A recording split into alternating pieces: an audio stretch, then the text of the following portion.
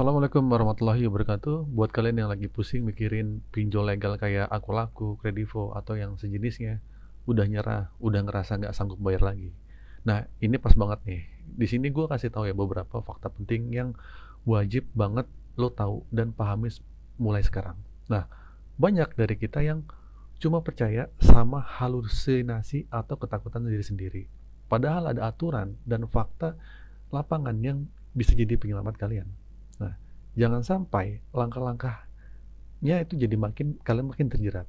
Nah, kita udah tahu ya bagaimana pinjol dan dari awal minjem sampai akhir malah jadi masalah gede.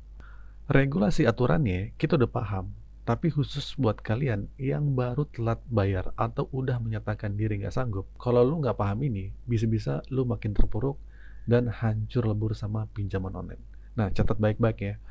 Buat kalian masih sibuk mikirin ada DC apa enggak, aman gak sih, nanti mereka sita barang apa enggak, bisa dipenjara apa enggak, ya, dan berbagai pertanyaan yang bikin cemas. Di sini gue akan jawab satu persatu ya, biar kalian nggak penasaran dan bikin hidup kalian itu jadi tenang. Tentang masalah gagal bayar hutang, itu bukan pidana. Pertama, yang paling penting dan harus lu gugurkan dari pikiran kalian, itu adalah ketakutan soal penjara atau jalur hukum pidana. Gini loh, kalau lu menyatakan tidak mampu bayar hutang, itu sudah dijelaskan pada pasal 19 ayat 2 Undang-Undang HAM yang bilang tidak ada seorang pun yang bisa dihukum, dipidana karena tidak mampu bayar hutang. Jadi, jauh-jauh deh pikiran soal masuk penjara atau proses hukum pidana karena gagal bayar pinjol. Nah, yang terus selanjutnya, jujur dan terbuka itu ternyata menyelamatkan. Nah, ini nih yang sering banget jadi akar masalah. Lu selalu fokus mikirin ada DC yang datang apa enggak, ya. Sebenarnya ini perkara simple banget. Kenapa gue bilang simple? Karena masalah utamanya itu lu gak mampu jujur dan gak mampu terbuka. Mungkin lu gak pingin orang tua lu tahu atau suami atau istri lu tahu. Makanya lu mati-matian cari jawaban soal kedatangan DC lapangan. Padahal gue minta ya buat jujur dan terbuka aja, itu bakal menyelamatkan hidup kalian. Kalau kalian nggak jujur dan terbuka, hutang lu tuh nggak bakal gede. Bukan cuma karena bunga atau denda, tapi karena lu akan didorong buat gali lubang tutup lubang. Dan DC akan terus mendesak itu. Mendesak dan menekan buat perpanjangan, buat mencicil dan pelunasan. Kalau lu nggak lakuin itu, mereka akan bilang mau datang ke rumah. Nah, saat itulah jantung lu akan deg-degan. Dan ketakutan dengar kata kunjungan, datang, pihak ketiga. Nah, ketakutan inilah yang akan dimanfaatkan sama mereka. Makanya secepatnya jujur dan terbuka sama orang-orang terdekat. Biar ketakutan soal DC atau FC lapangan yang datang itu akhirnya gugur. Sekarang peraturannya, satu orang itu cuma boleh pinjam di 3 pinjol aja. Nah, ini hal yang paling penting dan wajib kalian pahami.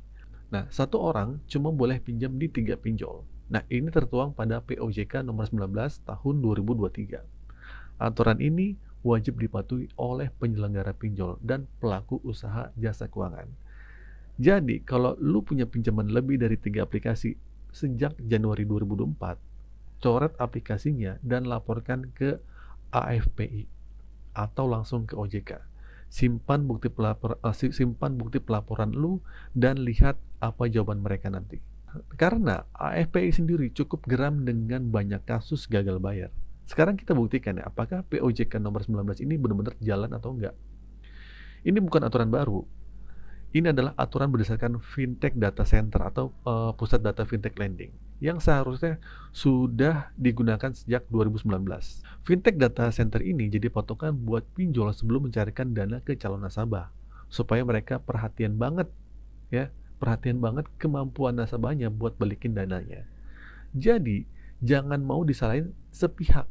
Kalau lu pinjam lebih dari 3 aplikasi, OJK atau sosial media sering bilang masyarakat tuh nggak tahu diri, pinjam banyak nggak mau bayar. Padahal bukan masyarakatnya yang nggak tahu diri, tapi pinjolnya yang nggak punya akal. Udah ada aturannya, udah ada fintech data centernya. Kenapa orang-orang yang pinjam lebih dari itu yang ditentukan masih dicairkan dananya?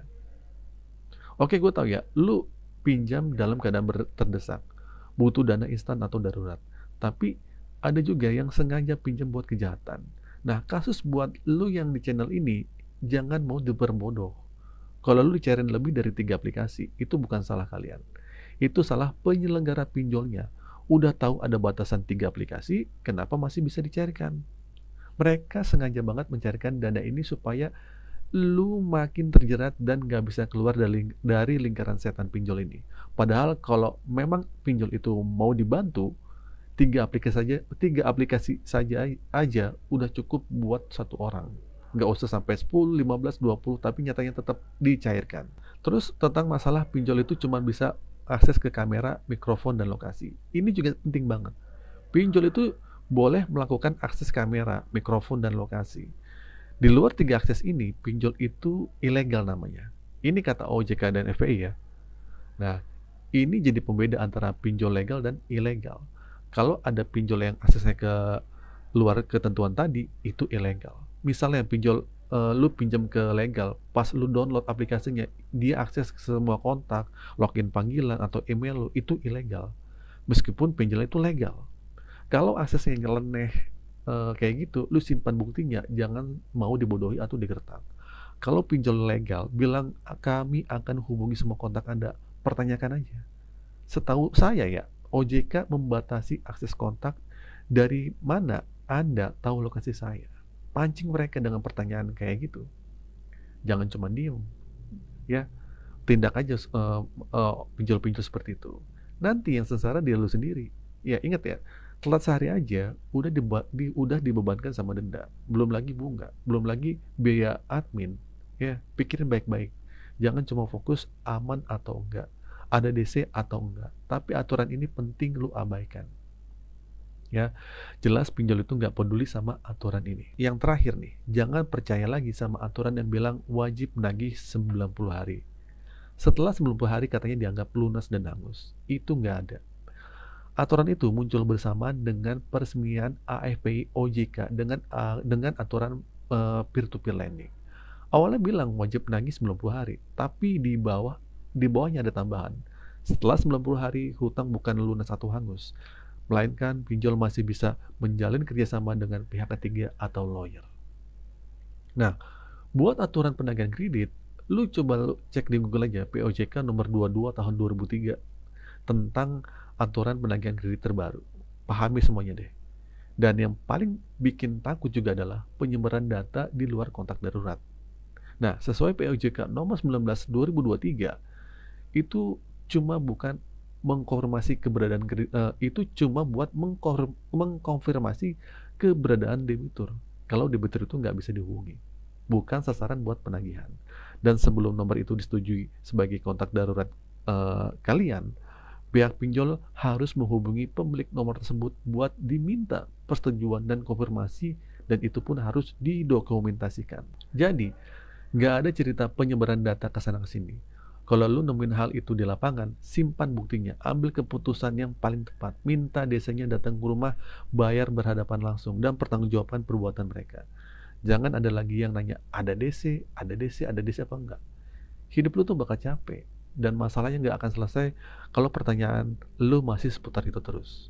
Nah, kesimpulannya adalah, jangan biarkan ketakutan menguasai diri kalian. Pahami aturan yang ada, jujur sama diri sendiri dan orang terdekat, dan fokus untuk memperbaiki finansial kalian. Gagal bayar hutang pinjol itu bukanlah tindakan pidana, ya, yang akan membuat kalian dipenjara. Itu nggak ada. Fokus bekerja dan berusaha, karena satu-satunya cara dari keluar jeratan itu adalah kalian fokus aja dengan pekerjaan kalian. Kalau kalian merasa video ini bermanfaat, jangan lupa like dan share dan subscribe ya. Semoga ini bisa membuat kalian pemikirannya lebih terbuka, dan buat kalian semangat terus untuk melangkah ke depannya, perbaiki hidup kalian. Sekian dulu dari saya. Assalamualaikum warahmatullahi wabarakatuh.